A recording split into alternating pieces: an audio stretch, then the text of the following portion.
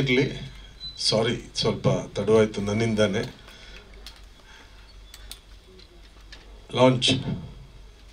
ನಮಸ್ಕಾರ, ನಾನು doctor SK. Kumar ಅಂತ.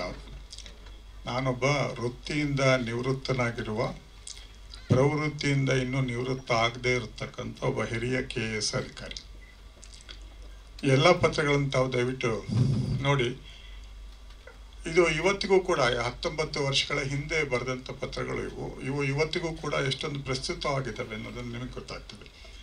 ಇದು ನಮ್ಮ ರಾಷ್ಟ್ರಕವಿಗಳಾದಂಥ ಡಾಕ್ಟರ್ GS ಶಿವರುದ್ರಪ್ಪನವರು ರಮೇಶ್ ಸರ್ಗೆ ಬರೆದಿರುವಂಥ ಪತ್ರ.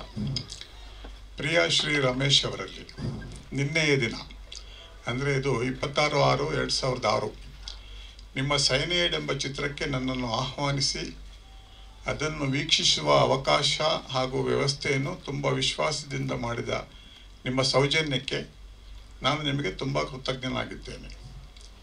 ಈ ನಿಮ್ಮ ಚಿತ್ರ ಕನ್ನಡದ ಚಲನಚಿತ್ರ ಪರಂಪರೆಯಲ್ಲಿಯೇ ಅತ್ಯಂತ ವಿಭಿನ್ನವೂ ವಿಶಿಷ್ಟವೂ ಆದ ಒಂದು ಪ್ರಯೋಗ ಮತ್ತು ಸಾಹಸವಾಗಿದೆ. ನಮ್ಮ ದೇಶದ ಸಮಕಾಲೀನ ಚರಿತ್ರೆಯ ಒಂದು ಕರಾಳ ಘಟನೆಯ ವಿವರವಾದ ವಿದ್ಯಮಾನಗಳನ್ನು ಅದರೊಂದಿಗೆ ಹೆಣೆದುಕೊಂಡ ವ್ಯಕ್ತಿಗಳ ಆತಂಕ, ತಲ್ಲಣ, ಹುಡುಕಾಟಗಳೊಡನೆ ಅತ್ಯಂತ ಬಿಗಿಯಾದ ಬಂಧದಲ್ಲಿ ನೀವು ನಿರೂಪಿಸಿರುವ ಕ್ರಮವು ಪ್ರೇಕ್ಷಕರನ್ನು ತಾವು ನೋಡುತ್ತಿರುವುದು ಸಿನಿಮಾ ಅಲ್ಲ, ಕಣ್ಣೆದುರಿಗೆ ಸಂಭವಿಸುತ್ತಿರುವ ಒಂದು ವಾಸ್ತವವೇ ಎಂಬ ಭ್ರಮೆಯಲ್ಲಿ ನಿಲ್ಲಿಸಿಬಿಡುತ್ತದೆ. ಹೀಗಾಗಿ ಈ ಚಿತ್ರದ ಪರಿಣಾಮ ಮತ್ತು ತೀವ್ರತೆ ಅತ್ಯಂತ ಗಾಢವಾದದ್ದು. ಯಾರೂ ಕೂಡ ನಟರೆಂದು, ಅದು ಕೇವಲ ಅಭಿನಯವೆಂದು ಅನ್ನಿಸದಷ್ಟು ಸಹಜವಾಗಿದೆ ಈ ಚಿತ್ರದ ಭಾಷೆ ಮತ್ತು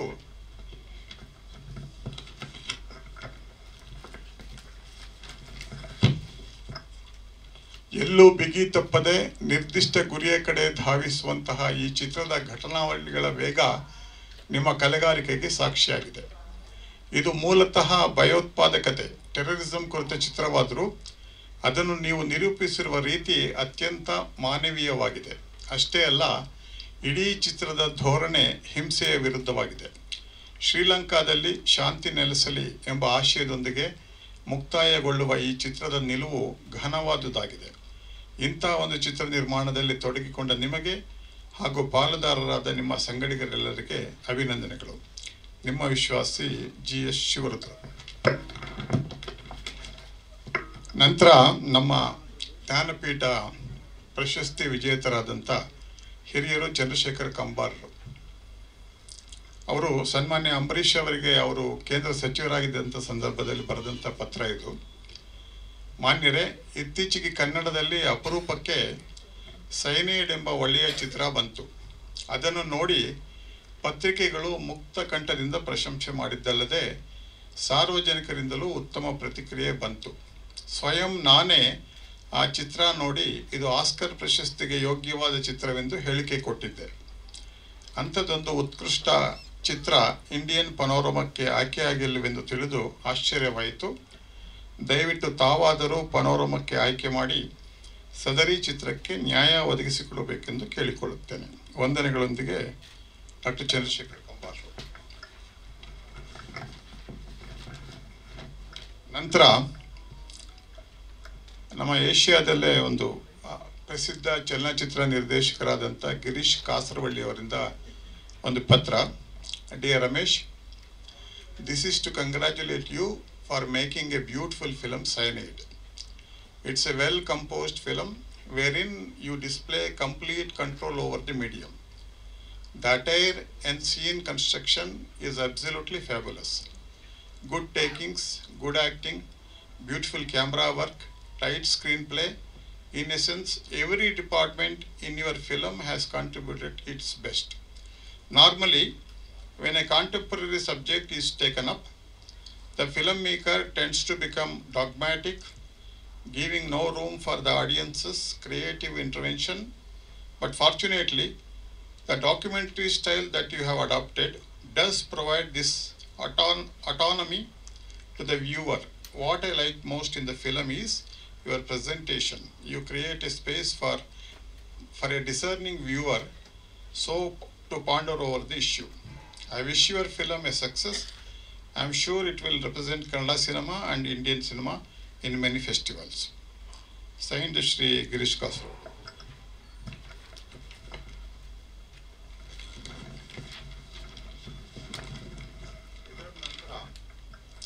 ಶ್ರೀ ಸಿ ಆರ್ ಸಿಂಹಾರ್ ಅವರು ಕೂಡ ಅಂಬರೀಶ್ ಸರ್ ಅವರಿಗೆ ಒಂದು ಪತ್ರ ಬರೆದಿದ್ದಾರೆ. ಪ್ರೀತಿಯ ಶುಭಾಶಯಗಳು. ಅವರು ಕೇಂದ್ರ ಸರ್ಕಾರದ ಮಂತ್ರಿ ಪದವಿ ಅಲಂಕರಿಸಿದ್ದು ಅತ್ಯಂತ ಆನಂದ ತಂದಿದೆ. ಕೀರ್ತಿ ಹೀಗೆ ಹೆಚ್ಚಲಿ ಅಂತ ಕೂಡ ಅದರಲ್ಲಿ ಹಾರೈಸಿದ್ದಾರೆ. ನಂತರ ಈ ವರ್ಷದ ಅಂತಾರಾಷ್ಟ್ರೀಯ ಚಲನಚಿತ್ರ ಉತ್ಸವದ ಪನೋರಮಾ ವಿಭಾಗಕ್ಕೆ ಕನ್ನಡದ ನಾಯಿ ನೆರಳು ಆಯ್ಕೆಯಾಗಿರುವುದು ಸಂತೋಷ.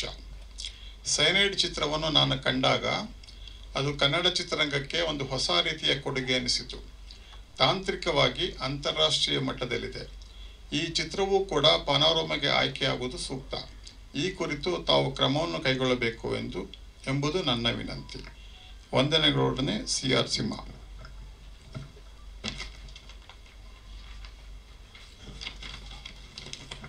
ನಂತರ ಆವಾಗಲೇ ಗಿರೀಶ್ ಕಾರ್ನಾಡ್ ಸರ್ ಅವರು ಒಂದು ಮೇಲ್ ಕಳಿಸಿದ್ದಾರೆ ಮಿಸ್ಟರ್ ಕ್ಯಾರಿ ಸಾನಿ ಅವರಿಗೆ. Dear carry, how could I be so forgetful? A new Kannada film I would strongly recommend is Cyanide, a first film by A.R. Ramesh, which is based on the assassination of Sri Rajiv Gandhi. The best Kannada film this year by a long shot. Ramesh cell is 0944847217.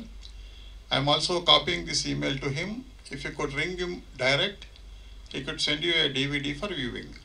I am trying to find out about them. Best wishes, Girish. ಇದರ ನಂತರ ಆವಾಗ ಕರ್ನಾಟಕ ಚಲನಚಿತ್ರ ಮಂಡಳಿಯವರು ಕೂಡ ತುಂಬ ಅಭಿನಂದನೆ ಸಲ್ಲಿಸಿ ಅವರಿಗೆ ಬರೆದಿದ್ದಾರೆ. ಆಮೇಲೆ ನಮ್ಮ ಪ್ರೊಫೆಸರ್ ಮನು ಚಕ್ರವರ್ತಿ ಅವರು, professor of English and film critic, ಅವರು NMKRV ಕಾಲೇಜ್ನಲ್ಲಿ ಇದ್ದರು, ತಮಗೆಲ್ಲ ಗೊತ್ತಿದೆ. To whom it may concern ಅಂತ ಅವರೊಂದು ಬಹಳ ಪ್ರಶಂಸೆ ಪೂರ್ವಕವಾಗಿ ಬರೆದಿದ್ದಾರೆ. Having considered the mode of cinematic expression very seriously as a cultural critic, I find it necessary to state in unequivocal terms that the Kannada film Cyanide should have chosen for the panorama purely on its own merits. The film is quite an achievement, not just as a Kannada film, but significantly enough as an Indian film. At a seminar on the film, stalwarts like Professor U.R. Ananthamurthy, the renowned Kannada writer, and Shri Girish Kasarwalli, the eminent filmmaker, and several others paid glowing tributes to the film. I sincerely wish and hope that the film Cyanide would gain an entry at the panorama. I am confident that serious viewers of cinema would find Cyanide very interesting. Signed N. Manu Chakravarti. Thank you, sir. ಗಣ್ಯರಿಗೆ ನನ್ನ ಅಭಿನಂದನೆಗಳನ್ನು ಹೇಳ್ತಾ ಎರಡು ಮಾತು ಹೇಳ ಬಯಸ್ತೀನಿ. ರಮೇಶ್ ಅವರು ನನ್ನ ಹಳೆಯ ಸ್ನೇಹಿತ. ಅವರ ಸಿನಿಮಾಗಳು ತಯಾರಾಗೋಕ್ಕಿಂತ ಮೊದಲೇ ನಾನು ನೋಡಿರ್ತೀನಿ ಆ ಸ್ಕ್ರಿಪ್ಟು ಓದೋದ್ರ ಮೂಲಕ. ಅದೊಂದು ಪ್ರಿವಿಲೇಜ್, ಅದೊಂದು ನನ್ನ ಒಂದು ಭಾಗ್ಯ ಅಂತ ನಾನು ತಿಳ್ಕೊಂಡಿದ್ದೀನಿ. ಚಿಕ್ಕಂದಿನಿಂದಲೂ ಸಿನಿಮಾ ಬಗ್ಗೆ ನನಗೆ ಭಾಳಷ್ಟು ಆಸಕ್ತಿ ಇದ್ದದ್ರಿಂದ ನಾನು ಭಾಳ ಖುಷಿಯಾಗಿ ಆ ಕೆಲಸವನ್ನು ಮಾಡ್ತಾಯಿದ್ದೆ. ಈಗ ಅವರು ತಾನೇ ಹೇಳ್ತಿದ್ದೆ ನಮ್ಮ ಸ್ನೇಹಿತರಿಗೆ, ಏನು ಪಟ್ಟು ಬಿಡದ ವಿಕ್ರಮಾರ್ಕನ ಹಾಗೆ ರಮೇಶ್ ಕಷ್ಟ ಸುಖ ಜಯ ಅಪಜಯ ಎಲ್ಲವನ್ನು ಸಮನಾಗಿ ತಗೊಂಡು ಮುಂದುವರಿತಾನೇ ಇದ್ದಾರೆ. ಈ ಸಿನಿಮಾ 20 ವರ್ಷದ ಹಿಂದೆ ಯಾವ ರೀತಿಯ ಒಂದು ಆಸಕ್ತಿಯನ್ನು ಕೆರಳಿಸಿತ್ತೋ ಪ್ರೇಕ್ಷಕರಲ್ಲಿ, ಅದೇ ರೀತಿ ಈಗಲೂ ಇನ್ನೂ ಹೆಚ್ಚಿನ ಮಟ್ಟದಲ್ಲಿ ಮಾಡುವ ಸಾಮರ್ಥ್ಯ ಇದೆ ಆ ಸಿನಿಮಾಕ್ಕೆ ಅನ್ನೋದು ನನ್ನ ಭರವಸೆ. ಇತ್ತೀಚೆಗೆ ಸಿನಿಮಾ ಹಾಲ್ಗಳಿಗೆ ಪ್ರೇಕ್ಷಕರು ಬರ್ತಾ ಇಲ್ಲ, ಅದರಲ್ಲೂ ಕನ್ನಡ ಸಿನಿಮಾಗಳಿಗೆ ಜನ ಬರ್ತಾ ಇಲ್ಲ ಅನ್ನೋದೊಂದು ದೊಡ್ಡ ಕೊರಗಿದೆ. ಈ ಸಿನಿಮಾ ಮತ್ತೆ ರಿಲೀಸ್ ಆಗೋದ್ರ ಮೂಲಕ ಪ್ರೇಕ್ಷಕರನ್ನು ಥಿಯೇಟರ್ಗಳಿಗೆ ಮತ್ತೆ ವಾಪಸ್ ಕರ್ಕೊಂಡು ಬರೋ ಹಾಗಾಗಲಿ ಅಂತ ನಾನು ಹಾರೈಸ್ತಾ ಈ ಒಂದು ಸಾಹಸದಲ್ಲಿ ಅವರಿಗೆ ಜಯ ಸಿಕ್ಕಲಿ ಅಂತ ಹೇಳಿ ಒಂದು 2 ಮಾತು ಮುಗಿಸ್ತೇನೆ. ನಮಸ್ಕಾರ. ಎಲ್ರಿಗೂ ನಮಸ್ಕಾರ. ನನ್ನ ಮೇಲೆ ಬಾಂಬ್ ಬಿದ್ದಂಗಾಯಿತು ಫಸ್ಟ್ ನೀವು ಮಾತಾಡಿ ಅಂದಾಗ. ಆ ಸಿನಿಮಾ ಮಾಡೋ ಟೈಮಲ್ಲಿ ನಾವೆಲ್ಲ ಭಾಳ ಚಿಕ್ಕವರು, 20 ವರ್ಷದ ಹಿಂದೆ ಅಂತ ಇಟ್ಕೊಳ್ಳೋಣ. ಸುಮಾರು ಸಿನಿಮಾಗಳ ಅದರ ನಂತರ ಬಂದ ಎಷ್ಟೋ ಸಿನಿಮಾಗಳನ್ನು ನೋಡಿದಾಗ ನಾವು ಅಂದ್ಕೊತಿದ್ವಿ, ಸೈನೈಡ್ ಬಂದ ಟೈಮಲ್ಲಿ ಸಿನಿಮಾಗಳಿಗಂತ ಸ್ಪೀಡ್ ಇರಲಿಲ್ಲ. ಸೈನೈಡ್ ಸಿನಿಮಾದ ಒಂದೇ ಒಂದು ದೊಡ್ಡ ಶಕ್ತಿ ಏನು ಅಂದರೆ ಅದಕ್ಕಿದ್ದ ಸ್ಪೀಡ್. ಅದು ಎಲ್ಲೂ ಯಾರನ್ನು ಬೋರ್ ಮಾಡಲೇ ಇಲ್ಲ. ಸಿನಿಮಾ ನೋಡಿದ ತಕ್ಷಣ ಹಿಂಗೆ ಹೋಗ್ತಾ ಇತ್ತು ಸಿನಿಮಾ ಅಂತಾರೆ. ಆ ಕ್ರೆಡಿಟ್ ಎಲ್ಲೂ ನಮ್ಮ ರಮೇಶ್ ಸರಿಗೆ, ರತ್ನವೇಲು ಸಾರನ್ನು ನೆನೆಸ್ಕೊಳ್ಳೇಬೇಕು ನಾವು ಈ ಸಮಯದಲ್ಲಿ. ಆ್ಯಂಡ್ ಆ್ಯಕ್ಟರ್ಸ್, ನಾವು ಟೆರರಿಸ್ಟ್ಗಳಾಗಿದ್ವಿ, ಟೆರರಿಸಮ್ ಹಿಂಗೆ ಮಾಡ್ಬೋದು, ಮಾಡಿದ್ವಿ. ನನಗೆ ಅದ್ರಲ್ಲಿ ಯಾವಾಗಲೂ ಇಂಟ್ರೆಸ್ಟಿಂಗ್ ಅನಿಸ್ತಾ ಇದ್ದು ಪಕ್ಕದಲ್ಲಿ ಕೂತಿದ್ದಾರೆ ಅಂತಲ್ಲ, ತಾರಮ್ಮ. ಯಾಕೆ ಅಂದರೆ ಆ ಪಾತ್ರದ ಇನ್ನೋಸೆನ್ಸ್ನ ಒಂದು ಹ್ಯೂಮರಸ್ ಆಗಿ ತಗೊಂಡು ಹೋದವರು ಅವರು. ಆಕೆ ಬಂದಾಗೆಲ್ಲ ನಾವು ಸ್ಕ್ರೀನಲ್ಲಿ ನಗ್ತಾ ಇದ್ವಿ. ಬಿಕಾಸ್ ಇಂಥ ಸೀರಿಯಸ್ ಘಟನೆ ಆಗ್ತಾ ಇದ್ರು ಆ ಇನ್ನೋಸೆನ್ಸಲ್ಲಿ ಅದನ್ನು ಹ್ಯೂಮರ್ಗೆ ಕನ್ವರ್ಟ್ ಮಾಡೋ ಶಕ್ತಿನ ಬಹುಶಃ ನನಗೆ ರಮೇಶ್ ಹೇಳಿದಾರೆಲ್ಲೋ ಗೊತ್ತಿಲ್ಲ, ಬಟ್ ಅದನ್ನು ಅವ್ರಿಗೆ ಗ್ರಹಿಸಿದ್ರು. ನಾವು ಧೂಮ್ ಧಾಮ್ ಟೆರರಿಸ್ಟ್ಗಳು ಅಷ್ಟೇ, ನಮ್ಮ ಕಣ್ಣು ಮುಂದೆ ಎಷ್ಟಿತ್ತು ಅಷ್ಟೇ ಗುಂಡು ಹೊಡೆದ್ವಿ, ನಾವು ಮಾಡಿದ್ವಿ. ಆದರೆ ನಿಜವಾಗಲೂ ಆ ಟೈಮಲ್ಲಿ ಆ ಪಾತ್ರನ ಭಾಳ ಸುಂದರವಾಗಿ ಅದಕ್ಕೊಂದು ಬೇರೆ ಒಂದು ಆಯಾಮ ಕೊಟ್ಟು ತಗೊಂಡು ಹೋದವರು ತಾರಮ್ಮ. ಆವಾಗ ನಮ್ಮ ಮಧ್ಯೆ ಒಂದು ಮಾತುಕತೆ ನಡೆದಿತ್ತು, ಇದರಲ್ಲಿ ಬೆಸ್ಟ್ ಆ್ಯಕ್ಟ್ರೆಸ್ ತಗೋತಾರೆ ಯಾರಾದರೂ ಅಂತ. ಮಾಡಬೇಕಾ ಡಿಸ್ಕಷನ್ ಆಗ್ತಾಯಿತ್ತು ನಮ್ಮ ಟೆರರಿಸ್ಟ್ಗಳ ಮಧ್ಯೆನೇ ಡಿಸ್ಕಷನ್, ಯಾರು ಯಾರು ಯಾರು ಯಾರು ನಾವೆಲ್ಲ ಟೆರರಿಸ್ಟ್ಗಳು ಕೂತ್ಕೊಂಡು ನಮ್ಮ ಗ್ಯಾಂಗಲ್ಲಿ ಮಾತಾಡ್ತಿದ್ವಿ. ತಗೋತಾರೆ ಯಾರ್ಯಾರು ಎಲ್ಲೊಂದು ಹೆಸರು ಒಂದು ಕಡೆ ರವಿ ಕಾಳೆ, ರಂಗಾಯಣ ರಘು, ಇವರು ಅಂದಾಗ ಮಾಡಬೇಕಾಯ್ತು. ನಾನೆಲ್ಲಿ ಇವ್ರು ನೋಡ್ತಾ ಇದ್ನಲ್ಲ, ತಾರಮ್ಮ ತಗೋತಾರೆ ಅಂದಿದ್ದೆ. ತಾರಮ್ಮ ಹಿಂಗೆ ಅದು ಸಪೋರ್ಟಿಂಗ್ ಕ್ಯಾರೆಕ್ಟರ್ ತಗೋಬೋದು ಅಂತ. ನನಗೇನು ಅವರು ಬೆಸ್ಟ್ ಆ್ಯಕ್ಟ್ರೆಸ್ ತಗೋತಾರೆ ಅಂತ ಹೇಳಿದ್ರೆ ನಿಜ ಆಯ್ತು ಅದು. ನಾನು ತಕ್ಷಣ ಫೋನ್ ಮಾಡಿ, ನೋಡಿದ್ರಾ ನಾನು ಹೇಳಿದ್ದೆ ಆಗತ್ತೆ ತಗೋತಾರೆ ಅವರು ಅಂತ. ಬಿಕಾಸ್ ನಿಜ ಹೇಳ್ತೀನಿ, ಅವ್ರಿಗೆ ಕೂತಿದ್ದಾರೆ ಪಕ್ಕದಲ್ಲಿ ಕಾರಣ ಖಂಡಿತ ಅಲ್ಲ, ಭಾಳ ಮಜವಾಗಿ ಯಾರು ಊಹಿಸ್ತಿರ್ತೀವಿ. ಹೌದಾ? ಹಾಂ, ನಾನು ಹೇಳಿಲ್ಲ ಅವರಿಗೆ, ನಿಜವಾಗ್ಲೂ ಹೇಳಿಲ್ಲ, ಇದನ್ನು ಯಾವತ್ತೂ ಹೇಳಿಲ್ಲ. ಯಾರು ಊಹಿಸಿದ ರೀತಿಯಲ್ಲಿ ಆ ಪಾತ್ರನ ಸುಂದರವಾಗಿ ಕಟ್ಕೊಟ್ಟಿದ್ದು ತಾರಮ್ಮ. ಒಂದು ಸಿಲಿಂಡರ್ ಕೇಳೋ ಟೈಮಲ್ಲಿ ಕೂಡ ಆ ಇನ್ನೋಸೆನ್ಸ್ ಇದೆಯಲ್ಲ, ಅದು ಆಡಿಯನ್ಸಲ್ಲಿ ಅದರ ಒಂದು ಸಟೈರ್. ಅಂಥ ಸೀರಿಯಸ್ ಟೈಮಲ್ಲೂ ಕೂಡ ಒಂದು ಹೆಂಗಸು, ಸಾಮಾನ್ಯ ಹೆಂಗಸು ಒಂದು ಸಿಲಿಂಡರಿಗೋಸ್ಕರ ಒದ್ದಾಡುತ್ತೆ ಅನ್ನೋದು, that is the beauty of that film. ಸುಮ್ಮನೆ ಅಂತಲ್ಲ, ನಾನು ಈ ಪಾತ್ರ ಇವರು ಇದ್ದಾರೆ ಅನ್ನೋ ಕಾರಣಕ್ಕಲ್ಲ, ಪೊಲೀಸ್ ಆಫೀಸರ್ ಕಡೆಯಿಂದ ಬಂದರೆ ಆ ಟೈಮ್ನ ಎಲ್ಲ ಆ ಆ್ಯಕ್ಟರ್ಸ್ನ ಸ್ಪೀಡ್ ಇರ್ಬೋದು. ಸಿನಿಮಾ ನೋಡಿದಾಗ ಕಥೆ ಎಲ್ರಿಗೂ ಗೊತ್ತು, ಇವಾಗ ಖುಷಿ ಆಗ್ತಾಯಿತ್ತು. ಮೊನ್ನೆ ಏನಕ್ಕೂ ನೋಡಿದೆ ನಾನು, ಸುಮ್ಮನೆ ಸರ್ ನಂತರ ಮಾತಾಡೋಕ್ಕಿಂತ ಹಾಡ್ಲಿ ಒಂದು 15 ದಿವಸ ಮೊದಲು ಆ ಸಿನಿಮಾನ ಯಾರಿಗೂ ಹೇಳೋಕ್ಕೋಸ್ಕರ ನೋಡಿದೆ ನಾನು ಸೈನೈಡ್ನ. ಎಂಥ ಸ್ಪೀಡ್ ಇದೆ ಅಂದರೆ ಅದು ಇವತ್ತಿಗೂ ಪ್ರಸ್ತುತ.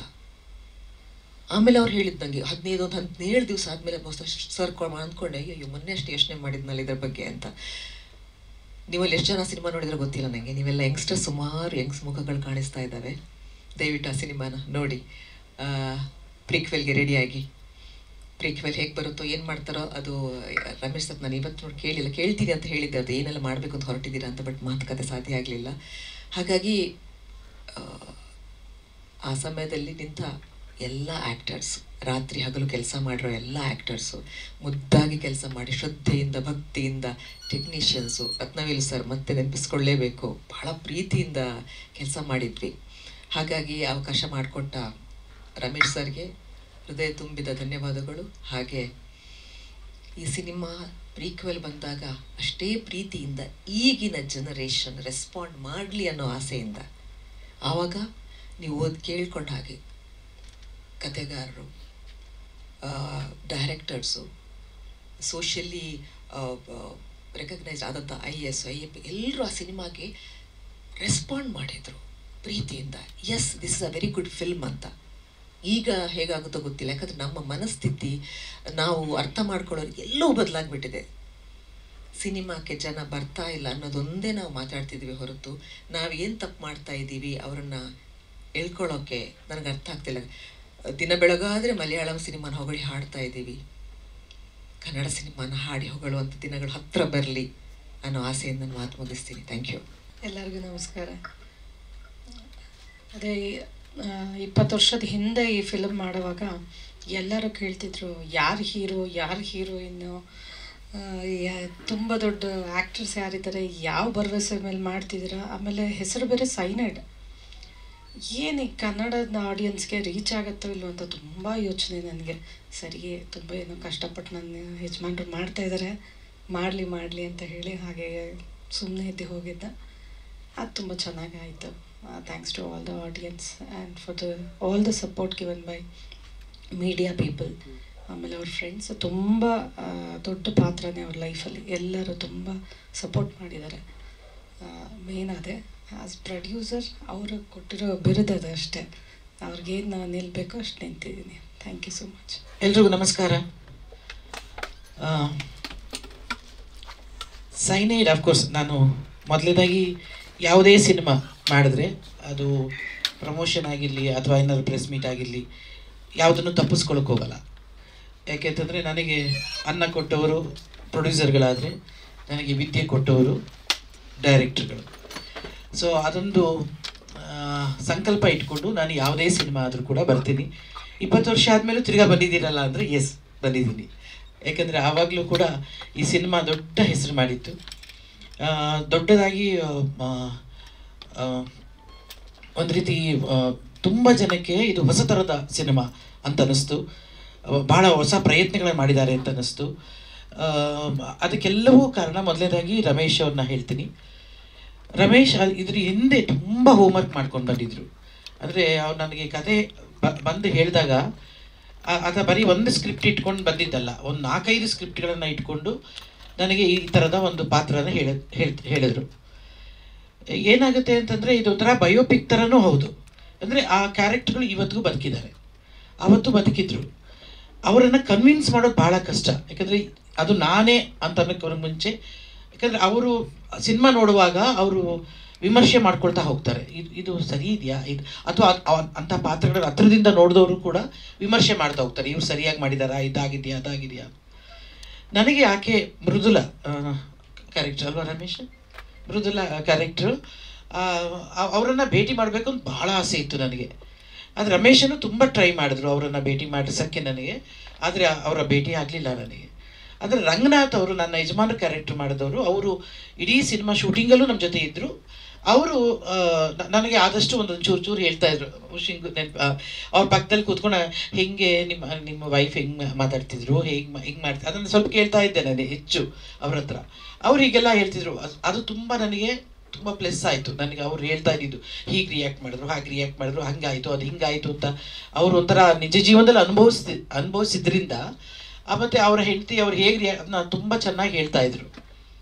ಅದು ನಂಗೆ ದೊಡ್ಡ ಒಂದು ಪ್ಲಸ್ ಪಾಯಿಂಟ್ ಆಯಿತು. ಆಮೇಲೆ ಎಲ್ಲರೂ ಉಷಾ ಭಂಡಾರಿಯಿಂದ ಹಿಡಿದು ಮಾಳವಿಕಾ ಅವಿನಾಶ್ ರವರು, ರಂಗಾಯಣ ರಘುರವರು, ಅಲ್ಲಿ ಮುನಿ, ನಮ್ಮ ಯಶಸ್ಸು, ಮತ್ತು 3-4 ಜನ, ಸಂದೀಪು, ತುಂಬ ಜನ ಹುಡುಗರು ಎಲ್ಲರೂ ಒಂಥರ ಇಟ್ ವಾಸ್ ಲೈಕ್ ಒಂದು ಇನ್ಸ್ಟಿಟ್ಯೂಟಲ್ಲಿ ಇದ್ದಂಗೆ ಇತ್ತು ನಾವೆಲ್ಲ ಶೂಟಿಂಗ್ ಮಾಡಿದ್ದು.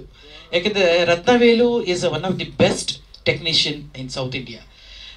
ಅವರ ಕ್ಯಾಮ್ರಾ ವರ್ಕಲ್ಲಿ ಮತ್ತು ಅವ್ರು ಇನ್ವಾಲ್ವ್ ಆಗ್ತಾ ಇದ್ದಿದ್ದು ಕಥೆಯಲ್ಲಿ, ಮತ್ತು ನಮ್ಮ ಜೊತೆ ಎಲ್ಲ ಮಾತಾಡ್ತಾ ಇದ್ದಿದ್ದು. ಅವರು ಕೂಡ ರಮೇಶ್ನಷ್ಟೇ ಎಷ್ಟು ಶ್ರಮ ತಗೊಂಡಿದ್ರು, ಅವರು ಕೂಡ ಅಷ್ಟೇ ಶ್ರಮದಲ್ಲಿ ಕೂಡ ಅವರು ಇನ್ವಾಲ್ವ್ ಆಗ್ತಾ ಇದ್ದಿದ್ದು. ಅದಕ್ಕಿಂತ ಆ ಚಿತ್ರಕ್ಕೆ ಸ್ಪೀಡ್ ಕೊಟ್ಟಿದ್ದು ಎಡಿಟರ್ ಅಂಥೋಣಿ ಕೂಡ is one of the best and national award winner editor ಅವರು. ಮತ್ತು ತುಂಬ ಜನ ಅದಕ್ಕೆ ಸಪೋರ್ಟ್ ಆಗಿದ್ದಿದ್ದು. ಅಫ್ಕೋರ್ಸ್ ಪ್ರೊಡ್ಯೂಸರ್ಗೆ ಹೇಳಿಲ್ಲ ಅಂತಂದರೆ ಈ ಸಿನಿಮಾ ಆಗ್ತಾನೆ ಇರಲಿಲ್ಲ.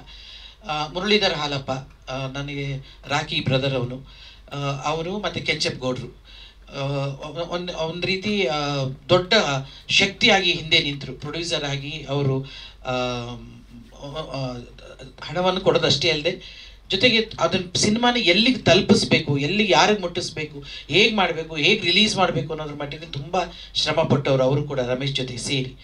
ಅದ್ರ ಜೊತೆಗೆ ಇಂದು ರಮೇಶ್ ಶ್ರೀಮತಿ ಅಷ್ಟೇ ಅಲ್ಲ, ಆ್ಯಕ್ಚುಲಿ ಅವನ ಹಿಂದೆ ಇರೋ ನಿಜವಾದ ಒಂದು ಹೆಣ್ಣಿನ ಶಕ್ತಿ ಅನ್ಬೋದು. ಅದೆಲ್ಲವೂ ಸೇರಿ ಈ ಸಿನಿಮಾ ಒಂದು ದೊಡ್ಡ ಯಶಸ್ಸಿಗೆ ಕಾರಣ ಆಯಿತು ಅಂತ ನಾನು ಭಾವಿಸ್ತೀನಿ. ಎಲ್ಲರ ಶ್ರಮವೂ ಇದೆ ಇದರಲ್ಲಿ. ಸಿದ್ದರಾಮಯ್ಯವರು ನಿನ್ನೆ ಅವರು ಇದನ್ನು ನೋಡುವಾಗ ಏನಾಯಿತು ಅಂತಂದರೆ, ರಮೇಶ್ ನನಗೆ ಅದನ್ನೆಲ್ಲ ಹೇಳಿರಲಿಲ್ಲ. ಅಮ್ಮ ನೀ ಬರಬೇಕನ್ನ ನಾನು ಎಲ್ಲೋ ಒಂದು ಮೀಟಿಂಗ್ ಮುಗಿಸೋಣ, ಅಣ್ಣ ಸತ್ಯ ಹೇಳಬೇಕು, ಸಿದ್ದರಾಮಣ್ಣ ಅಂತಲೇ ನಾನು ಕರೆಯೋದು, ಅವ್ರನ್ನೂ ನಾನು ಅಣ್ಣ ಅಂತಲೇ ಕರೆಯೋದು. ಯಾಕಂದರೆ ಅದೇ ರೀತಿ ಅವರು ನಡ್ಕೊಂಡಿರೋದು. ಯಾಕಂದರೆ ಚೀಫ್ ಮಿನಿಸ್ಟರ್ ಆದಾಗ ನಾನು ಮೊದಲನೇ ಬಾರಿ ಅದು ಲಾಸ್ಟ್ ಟೈಮ್ ಚೀಫ್ ಮಿನಿಸ್ಟರ್ ಆದಾಗ ನಾನು ಅವ್ರ ಜೊತೆ ಕೆಲಸ ಮಾಡಿದ್ದೀನಿ MLC ಆಗಿ. ಹಾರಿಸ್ ಅಣ್ಣನು ನಾವೆಲ್ಲರೂ ಒಟ್ಟಿಗೆ ಕೆಲಸ ಮಾಡಿದವರು. So they treat me as my family member. So ಇವನು ಏನಕ್ಕೆ ಬರಬೇಕು, ಏನಕ್ಕೆ ನಾನು ಯಾಕೆ ಶಕ್ತಿ ಸೋದಕ್ಕೆ ಬರಬೇಕು ಅಂತ, ಇಲ್ಲ ನೀನು ಬರಬೇಕಮ್ಮ ಅಂತ. ಇವನು ಎಂಥ ಬುದ್ಧಿವಂತ ಅಂದರೆ ರಮೇಶ, ಅವ್ನು ಮಾಡಿದಷ್ಟೇ ಅಲ್ಲದೆ ವಾಸಣ್ಣ, ಜೊತೆಗೆ ಅವ್ರು ಪಿ ಎ ಕೈಲೆಲ್ಲ ಫೋನ್ ಮಾಡಿಸ್ಬಿಟ್ಟ. ಅವ್ರು ಅಮ್ಮ ನೀವು ಬರಬೇಕು ಅಮ್ಮ, ಪ್ರಭಾಕರ್ ಬರ್ಬೇಕಮ್ಮ ಬರ್ಬೇಕು, ಏನೇ ಇಷ್ಟೊಂದು ಅರ್ಜೆಂಟ್, ಮೊದಲೇ ನಾವು ಅಪೋಸಿಷನ್ ಪಾರ್ಟಿ, ಏನಕ್ಕೆ CM ನ ನೋಡಕ್ ಬರಬೇಕು, ಏನು ಇವನು ಕರೀತಾವನಲ್ಲ ಯಾಕೆ ಅಂತ, ಏನೋ ಅಂತ. ಸರಿ ಹೋದೆ ಶಕ್ತಿ ಸೌಧಕ್ಕೆ ಹೋದರೆ ಆವಾಗ ಗೊತ್ತಾಗಿದೆ ಇವನು ಬೆಳಗಿಂದ ತಿರುಗಾಡೋನೇ ಅಂತ ತೋರ್ಸೋಕ್ಕೆ CM ಹತ್ರ. ನನ್ನ ಟೈಮಿಲ್ಲ ಅವಾಗ ಯಾಯೋ ಅಂತ ಅಂದವ್ರು ಅವರು. ಅದನ್ನೆಲ್ಲ ಹೇಳಿಲ್ಲ ಕಳ್ಳ ಇವನು ನನಗೆ. ಇದನ್ನು ಅಲ್ಲಿ ಹೋದ್ಮೇಲೆ ಹೇಳ್ದ, ಇದನ್ನು CM ಅವ್ರ ಹತ್ರ ಒಂದು ತೋರಿಸ್ಬೇಕಮ್ಮ, ತೋರಿಸು. ಅದಕ್ಕೆ ನಾನು ಯಾಕೋ, ಇಲ್ಲ ಕಣಮ್ಮ ನೀನು ಬರಬೇಕು. ಸರಿ, ಆಮೇಲೆ ಗೊತ್ತಾಯಿತು ಇವ್ನು ಬೈಸ್ಕೊಂಡಿರೋದು ಹೇಳಿಲ್ಲ. ಸರಿ, ನಾವು ಅವ್ರ ಇದರಲ್ಲಿ ಕಚೇರಿ ಒಳಗೆ ಮೀಟಿಂಗ್ ಹಾಲಲ್ಲಿ ಎಂಟ್ರಾಗ್ತೀವಿ. ಎಂಟ್ರಾಗಿದ್ದ ತಕ್ಷಣ ಏಯ್ ನಿನಗೆ ಹೇಳಿದ್ದಲ್ಲ ಬರಬೇಡ, ನಾನು ಹಿಂದೆ ನಾನು ನೋಡಲ್ಲ ಅಂತ, ಹಿಂದೆ ನಾನು ಬರ್ತಾ ಇದ್ದೀನಲ್ಲ, ಏನಮ್ಮ BJP ಅಂದರು. ಏನಿಲ್ಲ ಅಣ್ಣ, ಸ್ವಲ್ಪ ಜಗಳ ಆಡೋಣ ಅಂತ ಬಂದಿದ್ದೀನಿ ಅಂದ್ಕೊಂಡು ಸುಮ್ಮನೆ ಎಂಟ್ರಾದೆ. ಆಮೇಲೆ ಏನಿಲ್ಲ ಅಣ್ಣ, ನಾನು ಬಂದಿರೋದು ಪಕ್ಷದ ವಿಚಾರಕ್ಕಲ್ಲ ಅಥವಾ ರಾಜಕೀಯ ಮಾತನಾಡೋದಕ್ಕಲ್ಲ, ಇದು ಸೈನೈಡ್ಗೂ ನಿನಗೂ ಏನು ಸಂಬಂಧ ಅಂತ. ಸೈನೈಡ್ಗೂ ನನಗೂ ಸಂಬಂಧ ಇಲ್ಲಣ್ಣ, ಆ ಪಿಕ್ಚರಲ್ಲಿ ಆ್ಯಕ್ಟ್ ಮಾಡಿದ್ದೀನಿ ನನಗೆ. ಸರಿ ಆಯಿತು ಅಂದ್ಬಿಟ್ಟು ಪಾಪ ನೋಡಿ ತುಂಬ ಒಳ್ಳೆ ಮಾತನಾಡಿದ್ರು, ತುಂಬ ಸಪೋರ್ಟ್ ಮಾಡಿದ್ದೀನಿ, ಪಿಕ್ಚರ್ ನೋಡ್ತೀನಿ ಅಂತ ಹೇಳಿದ್ರು. ಅದೊಂದು ದೊಡ್ಡ ಸಪೋರ್ಟ್ ಅನಿಸುತ್ತೆ. ಯಾವುದೋ ಒಂದು ರಾಜಕೀಯದಲ್ಲಿ ಅಷ್ಟು ಸ್ಥಾನದಲ್ಲಿರೋ ಒಬ್ಬ ವ್ಯಕ್ತಿ ಒಂದು ಸಿನಿಮಾ ನೋಡಲಿಕ್ಕೆ ಸಮಯ ಕೊಡ್ತೀನಿ ಅನ್ನೋದು ಕೂಡ ತುಂಬ ಇದು. ನಾನು ಅದನ್ನೇ ಹೇಳಿದೆ, ನೋಡಪ್ಪ ಪಕ್ಷಾತೀತವಾಗಿ ಎಲ್ಲರನ್ನೂ ಕರಿಯಪ್ಪ, ಪಿಕ್ಚರ್ ಅಂದರೆ ಪಿಕ್ಚರ್, ಅದಕ್ಕೆ ಪಕ್ಷ ಇಲ್ಲ ರಾಜಕೀಯ ಇಲ್ಲ ಅಂತ ಹೇಳಿದೆ. ಬಟ್ ಈಗ ಸಾಂದರ್ಭಿಕವಾಗಿ ಹೇಗಾಗಿದೆ ಅಂತ ಹೇಳಿದ್ರೆ, ಇವತ್ತು ನಮ್ಮ ಏನು ಮಾಡಿದ್ದೀವಿ, ಒಂದು ದೊಡ್ಡ ಶಕ್ತಿಯನ್ನು ತೋರಿಸಿದ್ದೀವಿ. ಅದು ನಿಜವಾಗ್ಲೂ ಇಡೀ ಭಾರತೀಯರಿಗೆ ಹೆಮ್ಮೆ ಪಡುವಂಥ ದಿನ ಇವತ್ತು. ಯಾಕೆಂತಂದರೆ ಇವತ್ತು ದಿನ ನಾವು ಎಲ್ಲರಿಗೂ ಅಲ್ಲಿ ಸೇನೆಯಲ್ಲಿ ಕೆಲಸ ಮಾಡುವ ಪ್ರತಿಯೊಬ್ಬ ಯೋಧನಿಗೂ ದೊಡ್ಡ ಸಲ್ಯೂಟ್ ಮಾಡುವಂಥ ದಿನ ಇವತ್ತು. ಅಂತಹ ದಿನದಲ್ಲಿ ಮತ್ತೊಮ್ಮೆ ಈ ಭಯೋತ್ಪಾದನೆ, ಆ ಟೆರರಿಸಮು ಹೇಗೆ ನಶಿಸಿ ಹೋಗಬೇಕು, ಹೇಗೆ ಅದು ಅಳಿಸಿ ಹೋಗಬೇಕು ಅನ್ನೋ ನಿಟ್ಟಿನಲ್ಲಿ ಈ ಸಿನಿಮಾ ಮತ್ತೆ ರಿಲೀಸ್ ಆಗ್ತಿರೋದು ಎಷ್ಟೊಂದು ಪ್ರಸ್ತುತ ಅಂತ ಈಗ ಅನ್ನಿಸ್ತಿದೆ ರಮೇಶ. ನಿಜವಾಗ್ಲೂ ಒಂದು ರೀತಿ ಈ ಸಿನಿಮಾ ಈಗಲೂ ನೋಡಿದ್ರು ಅದೊಂದು ಇವಾಗ ಹಳೆ ಸಿನಿಮಾ ಅಂತ ಅನ್ಸಕ್ಕೆ ಸಾಧ್ಯನೇ ಇಲ್ಲ. ನೀವು ನೋಡಿದ್ರೆ ಗೊತ್ತಾಗುತ್ತೆ. ಒಂಥರ every time we feel that it is fresh cinema. ಒಂದು ಪ್ರತಿಸತಿ ನೋಡಿದಾಗಲೂ ಏನೋ ಒಂದು ಇದು ನೋಡಿದೆ ಅಂತ. ನನಗೆ ಭಾಳ ಅಭಿಮಾನದಿಂದ ಮಾತಾಡಿದ್ರು Usha herself is A good actress. ನಾನು ಯಾವಾಗಲೂ ಆಕೆನ ತುಂಬ ಅಭಿಮಾನಿಸ್ತಿದ್ದೆ. ಆಕೆ ಗೊತ್ತದು, ಆಕೆ ಭಾಷೆಯನ್ನು, ಆಕೆಯನ್ನು ನಡ್ಕೊಳ್ಳೋ ರೀತಿಯನ್ನು. ಅಂದರೆ ಆಕೆ ತಾನೇ ಒಂದು ಆ್ಯಕ್ಟಿಂಗ್ ಸ್ಕೂಲು ಇದು ಎಲ್ಲವನ್ನೂ ನಡೆಸ್ತಾ ಇರುವಂಥ ಒಬ್ಬ ಪ್ರಾಧ್ಯಾಪಕಿ ಆಕೆ ಇನ್ನೊಬ್ಬರ ಕಲಾವಿದನ ಹೊಗಳೋದು ತುಂಬ ಥ್ಯಾಂಕ್ಸ್. ಆಕೆ ಟೀಚರ್ ಆಗಿ ಮತ್ತು ಸ್ಟೂಡೆಂಟ್ ಆಗಿ ತುಂಬ ಥ್ಯಾಂಕ್ಸ್. ನನಗೆ ಗೊತ್ತಿರಲಿಲ್ಲ ಇದೆಲ್ಲ ಡಿಸ್ಕಷನ್ ಆಗಿದೆ. ಟೆರರಿಸ್ಟ್ ಮಧ್ಯದಲ್ಲಿ ಅವಾರ್ಡ್ ಇವ್ರಿಗೋಗುತ್ತಾ, ಅವಾರ್ಡ್ ಅವ್ರಿಗೋಗುತ್ತಾ ಅಂತಲ್ಲ. ನೋಡಿ ಇದನ್ನು ಈಗ ಹೇಳ್ತೀಯಲ್ಲ ಪಕ್ಕದಲ್ಲಿ ಕೂತ್ಕೊಂಡು, ನಮ್ಗೆ ಗೊತ್ತಿರಲಿಲ್ಲ ಅದು. ಬಟ್ ಎಲ್ಲರಿಗೂ ಮತ್ತೊಮ್ಮೆ ನಾವು ಕೇಳ್ಕೊಳ್ಳೋದೇನು ಅಂದರೆ, ಈ ಸಿನಿಮಾ ರಿಲೀಸ್ ಆಗ್ತಿದೆ. ಈ ಸಿನಿಮಾವನ್ನು ನಾವೆಲ್ಲರೂ ಮಾಧ್ಯಮದವರು, ನಾವೆಲ್ಲ ಸ್ನೇಹಿತರು ಆ ಸಿನಿಮಾವನ್ನು ಇನ್ನಷ್ಟು ಜನರಿಗೆ ತಲುಪಿಸುವಂಥ ಮಟ್ಟಿಗೆ, ಆ ಸಿನಿಮಾ ಮತ್ತೆ ದೊಡ್ಡ ಯಶಸ್ಸು ಕಾಣೋದ್ರ ಮಟ್ಟಿಗೆ, ಮತ್ತೆ ಟೆರರಿಸಮ್ ಅಳಿಸಿ ಹೋಗಬೇಕು, ಆ ಭಯೋತ್ಪಾದಕರು ನಾಶ ಆಗಬೇಕು. ಭಯೋತ್ಪಾದಕರ ಇರುವ ಮನಸ್ಸು ಅಂದರೆ ಶತ್ರು ನಾಶ ಆಗಿರೋದ್ರೆ ಶತ್ರುತ್ವ ನಾಶ ಆಗಬೇಕು ಅಂತೇಳಿ ನಮ್ಮಲ್ಲಿ ಹಿಂದೂಗಳೇ, ನಮ್ಮ ಸಂಸ್ಕೃತಿಯಲ್ಲಿ ಬಂದಿರುವಂಥ ಅಥವಾ ನಮ್ಮ ಸಂಸ್ಕಾರ ಅದು. ಅಂತಂದರೆ ವ್ಯಕ್ತಿ ನಾಶಕ್ಕಿಂತ ವ್ಯಕ್ತಿಯಲ್ಲಿರುವ ದ್ವೇಷ ನಾಶ ಆಗಬೇಕು, ಶತ್ರುತ್ವ ನಾಶ ಆಗಬೇಕು ಅನ್ನೋದು. ಆ ನಿಟ್ಟಿನಲ್ಲಿ ಭಯೋತ್ಪಾದನೆ ಸಂಪೂರ್ಣವಾಗಿ ನಾಶ ಆಗಲಿ ಅಂತ ಹೇಳ್ತಾ, ಈ ಸಿನಿಮಾ ಮತ್ತು ದೊಡ್ಡ ಯಶಸ್ಸಾಗಲಿ. ರಮೇಶ್, ಮತ್ತೊಮ್ಮೆ ಹಲವಾರು ಜನ ನಿನಗೆ ಪತ್ರ ಬರೆಯುವಂಥದ್ದಾಗಲಿ, ಅಣ್ಣ ನೀವು ಮತ್ತೆ ಓದೋವಂಥದ್ದಾಗಲಿ. ಇನ್ನೊಂದು 20 ವರ್ಷ ಆದ್ಮೇಲೆ ರಿಲೀಸ್ ಮತ್ತೆ ಆದರೂ ಆಗ್ಬೋದು. ಆ ಥರದ್ದು ಯಾರಿಗೂ ಗೊತ್ತು. ಆ ಥರದೊಂದು ಪ್ರೀಕ್ವೆಲ್ ಮಾಡ್ತಿದ್ದಾರೆ, ಅದು ಕೂಡ ಆಲ್ ದಿ ಬೆಸ್ಟ್ ಅಂತ ಹೇಳಿ. ಗೊತ್ತಿಲ್ಲ ಅವನೇನು ಬೇರೆ ಕ್ಯಾರೆಕ್ಟರ್ ಪ್ರೀಕ್ವೆಲ್ ನಾನು ಹೆಂಗೆ ಇರೋಕ್ಕೆ ಸಾಧ್ಯ? ಅದು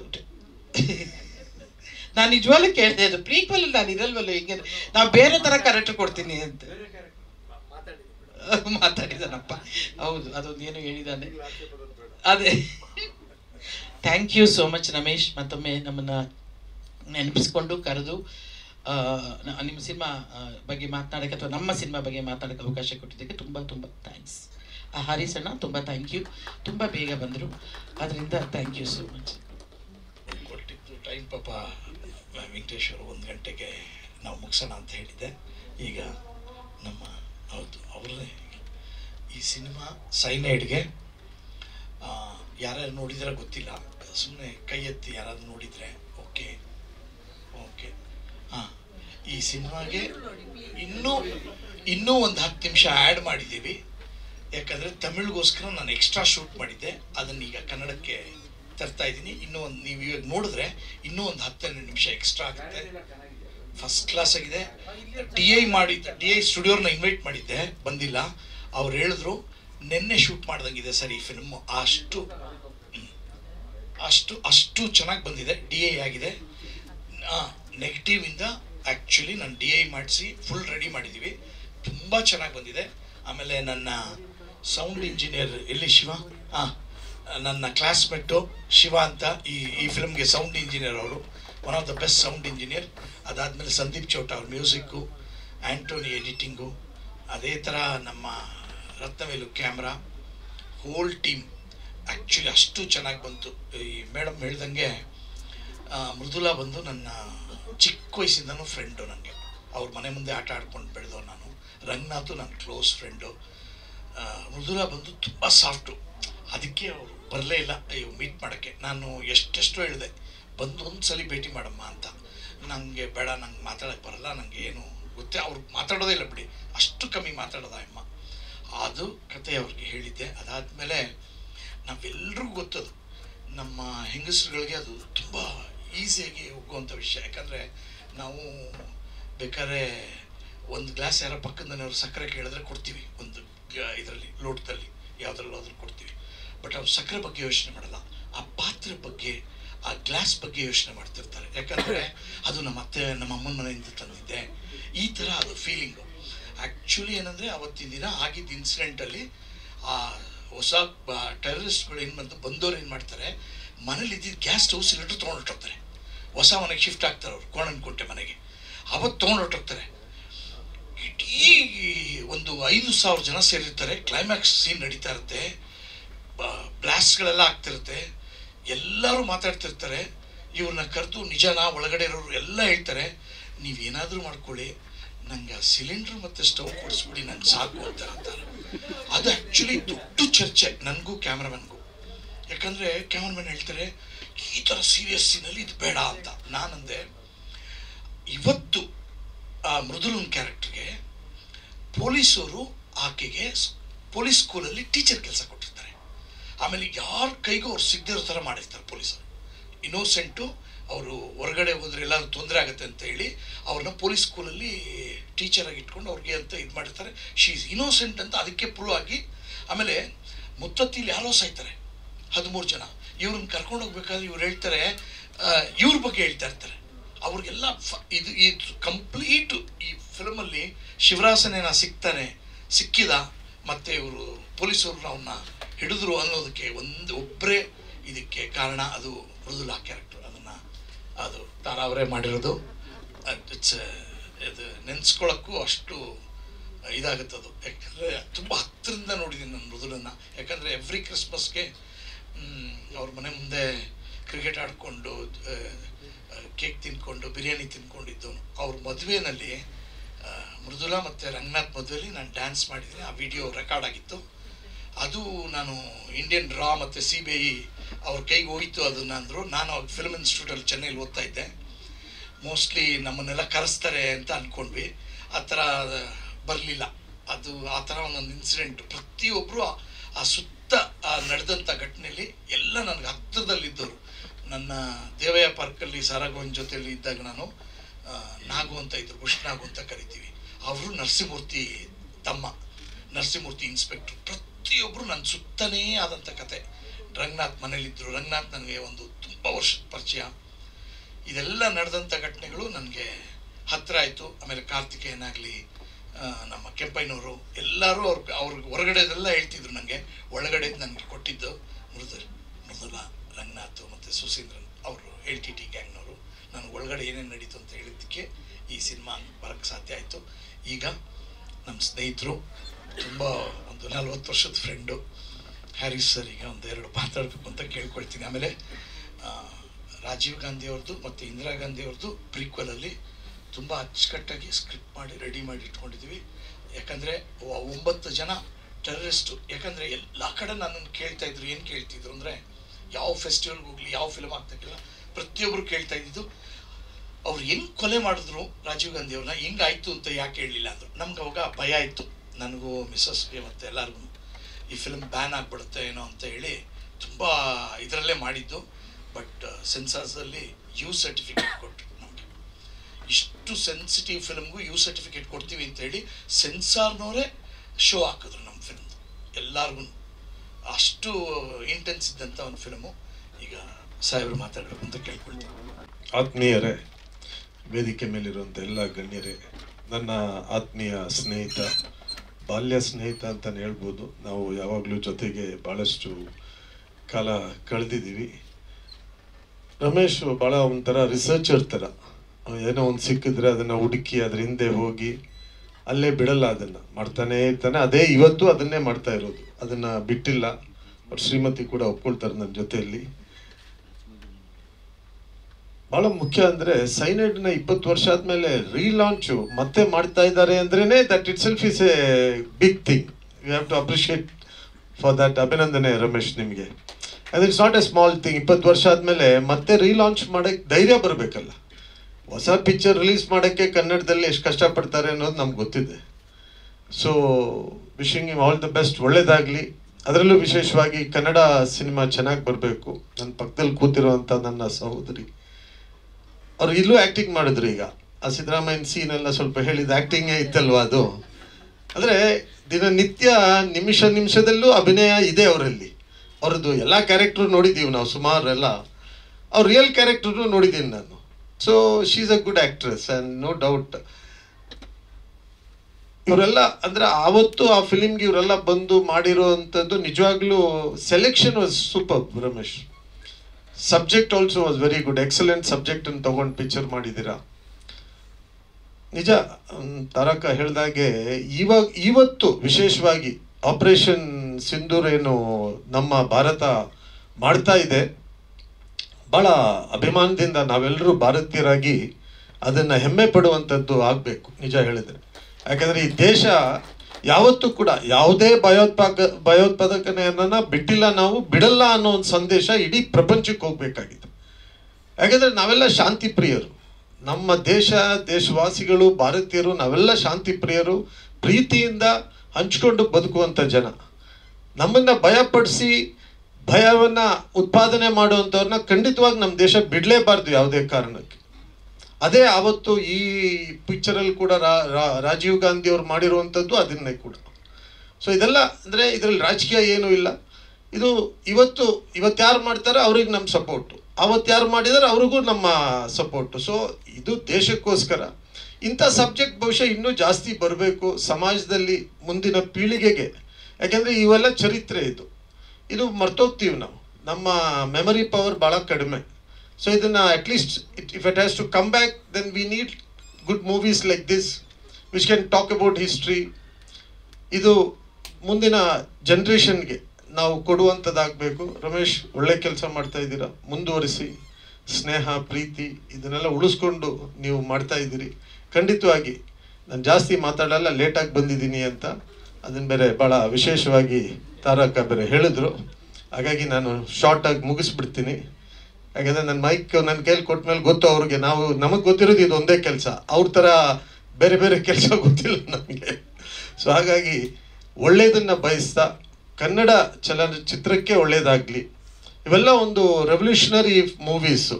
ಈ ಥರ ಇನ್ನೂ ಒಳ್ಳೆ ಚಿತ್ರಗಳು ಬರಲಿ ಕನ್ನಡದಲ್ಲಿ ಅಂತ ಹೇಳ್ತಾ ಅಭಿನಂದಿಸಿ ನನ್ನ ಮಾತು ಮುಗಿಸ್ತೇನೆ. ಜೈ ಹಿಂದ್.